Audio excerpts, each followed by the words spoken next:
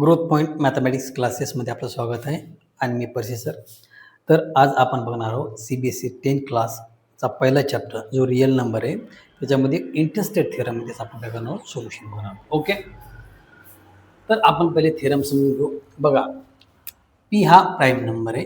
काय हा prime number? P हा कोणताही प्राईम नंबर आहे. प्राईम नंबर कशाला म्हणतो आपण? असा नंबर फक्त त्याचे दोन फॅक्टर असतात, एक तो स्वतः आणि दुसरा फॅक्टर असतो 1, त्याला काय म्हणतो आपण? Prime number.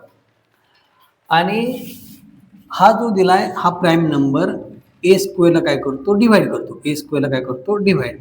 आता इथं ए काय आहे? ए हा पॉझिटिव्ह इंटीजर आहे. पॉझिटिव्ह काय? इंटीजर आहे. पॉझिटिव्ह इंटीजर आहे.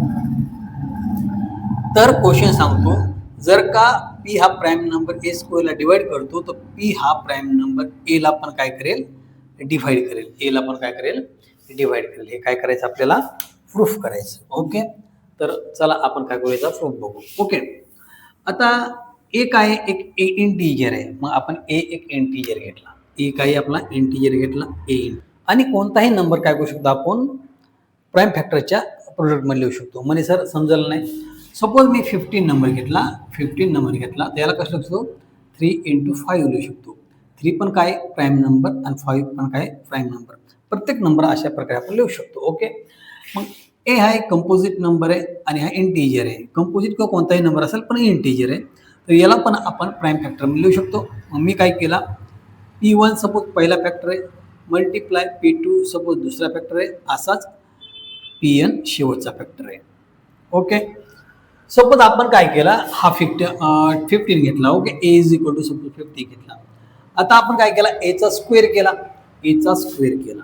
एचा स्क्वेअर म्हणजे किती? ए इंटू ए. आणि इथं ए कोण आहे? हा 15 म्हणजे 50 × 15. परत याला काय लिहिला? 15ला लिहिला 3 × 5. हा लिहिला 3 × 5 × 3 × 5. काय समजलं तुम्हाला? तुम्हाला हे समजलं किंवा आपल्याला हे समजलं, हा 3 5 याचा स्क्वेअर केल्यानंतर 3 5 किती झाला? 2 वेळेस आला.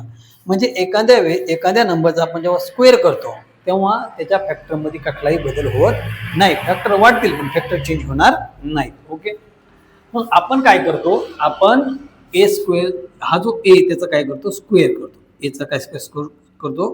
एचा काय करतो? स्क्वेअर करतो. मग एचा स्क्वेअर किती असतो? ए इंटू ए असतो. ओके, मग ए किती आहे? हाय P1 पहिला फॅक्टर, P2 दुसरा factor, dot dot dot multiply Pn शेवटचा फॅक्टर.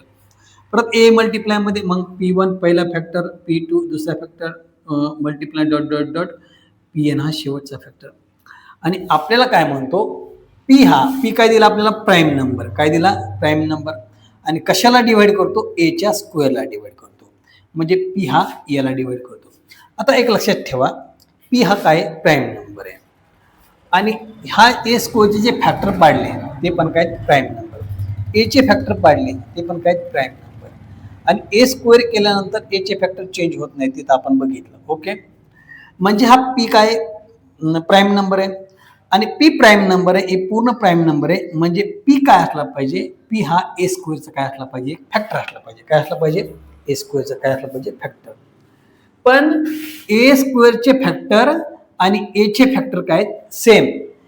ए स्क्वेअरचे फॅक्टर आणि एचे फॅक्टर काय? सेम. म्हणजे ए स्क्वेअरचे फॅक्टर आणि एचे फॅक्टर चेंज आहेत का? नाही. त्यामुळे जर का पी हा ए स्क्वेअरला डिवाइड करत असेल, पी हा एचा एक फॅक्टर, ए स्क्वेअरचा एक फॅक्टर असेल, तर पी कशाचा फॅक्टर पाहिजे? एचा. देअरफॉर पी कशाला डिवाइड करतो? एला.